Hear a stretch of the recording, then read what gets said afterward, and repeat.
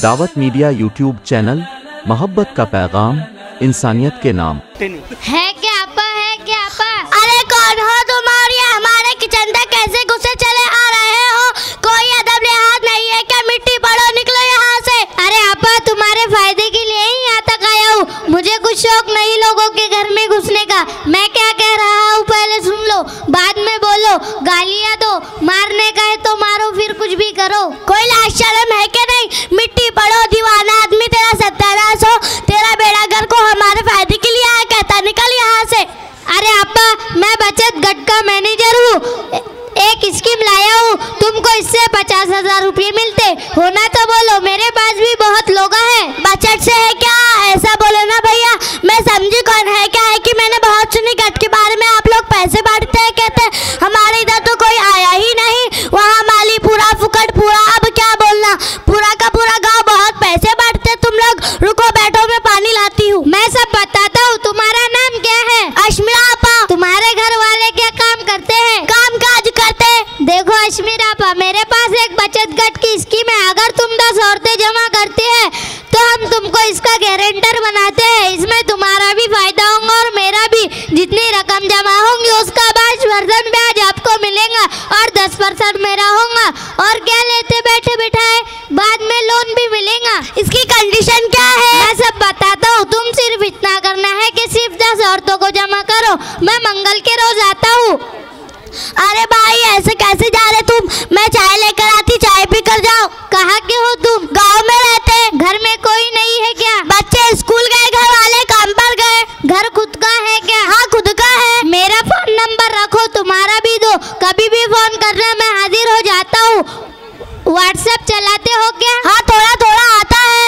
मैं कुछ video message भेजता रहूंगा, तुम भी भेजा करो। भैया जरा हमको माफ करो, तुम हमारे फायदे के वास्ते आए और मैं तुमको कोस रही थी। माफी वो सब रहने तो होते रहता, तुमसे तो हमेशा मुलाकात होती रहेंगी। तुम बस हमको औरतें जमा करके गढ़ बना कर दे दो।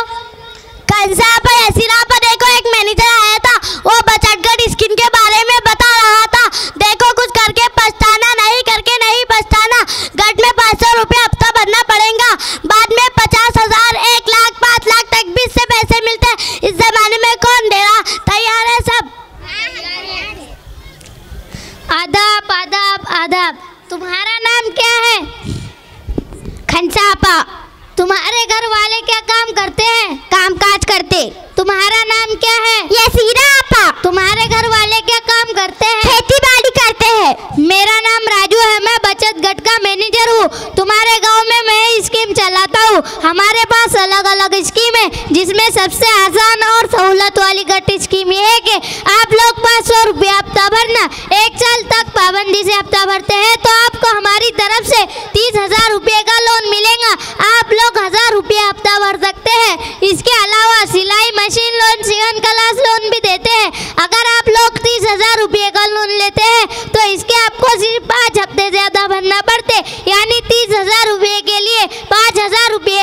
आजकल के ज़माने में हम अगर किसी को 50 रुपये उधार मांगते तो वो नहीं देता। तुम्हारे घर वाले तो रोज कमा कर 400-500 रुपये लाते होंगे, उसमें से रोज 100 रुपये निकाल लेना।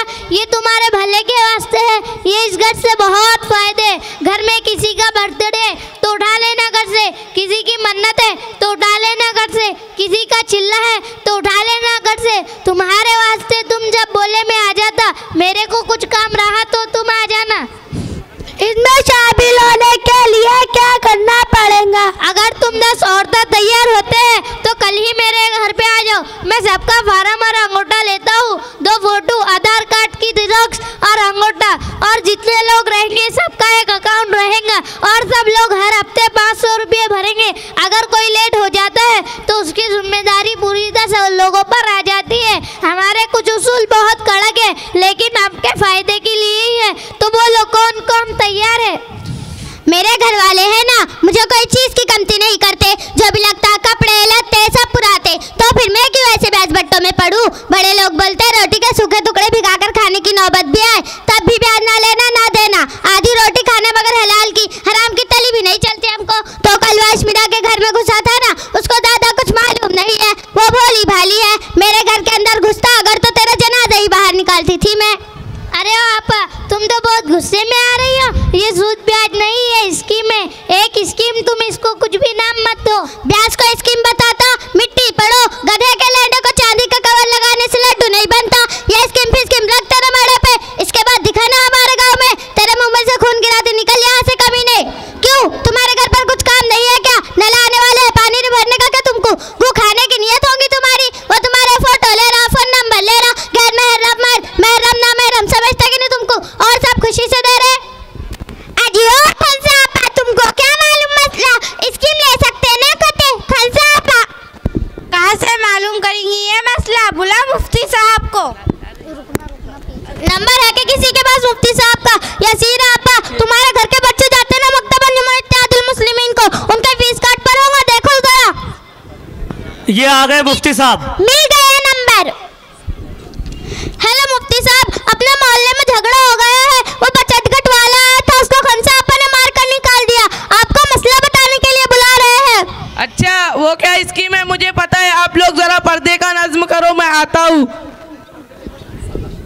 अच्छा हुआ आपने मुझे बुलाया। बचत गट स्कीम सूद ब्याजी की एक शक्ल है जो सरासर नाजायज और हराम है। सूद के साथ साथ इसमें बेपर्दगी, नामहरम से बातें, फोन पर चैटिंग, आपस में झगड़ा, यहाँ तक कि इज्जत की भी धज्जियाँ उड़ जाती। बचत गट वाला मैनेजर जो होता है वो आपके लिए नामहरम है। कई ऐसे वाक़यात पेश आए, ऐसे किस्म के लोग जो खवातीन को अपने घर पर बुला रहे हैं और उनकी इज्जत लूट रहे हैं, उसके घर जाना पड़ता है। इससे मुसलमान औरतें अपनी इज्जत को कुर्बान कर रही है। ये एक चक्री ब्याज होता है। अगर किसी एक मेंबर ने पैसे नहीं भरे तो उसका ब्याज पूरे ग्रुप वालों को देना पड़ता है, जिसकी वजह से पूरे ग्रुप वाले पैसे ना भरने पर उसको कोसते और गालियां देते हैं। नौबत झगड़े की आ जाती है, खून खराबा भी होता है। हमको इससे तौबा करना चाहिए। अल्लाह ताला कुरान में फरमाता है,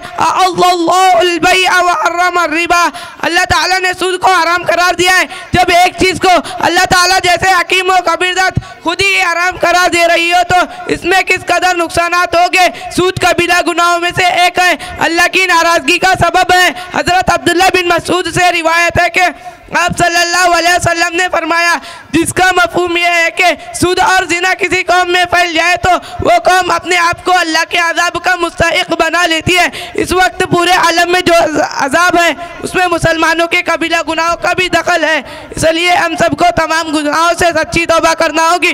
खुद भी और अपनी औलादों को भी हराम के लुक़मे से बचाएं। इस्लाम तो शुबा वाली बात से भी बचने का हुक्म देता है। सूद तो वाज़ेह तौर पर हराम है। लुक़मा हराम की रौसत से इंसान दुनिया और आखिरत का खचारा उठाता है। दुनिया में इंसान पर बीमारियों का हमला होना, ज़हनी अजियत में मुब्तला होना, औलाद का नाफरमान होना, घरेलू झगड़ों का बढ़ जाना और हादिसात का पेश आना सब शामिल है।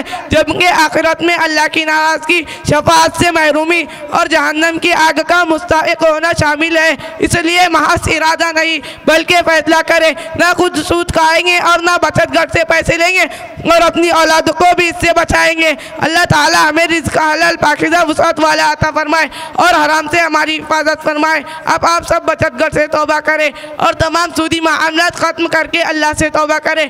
अस्सलामु अलैकुम व रहमतुल्लाहि व बरकातुहू। साजिद सफ़ी 50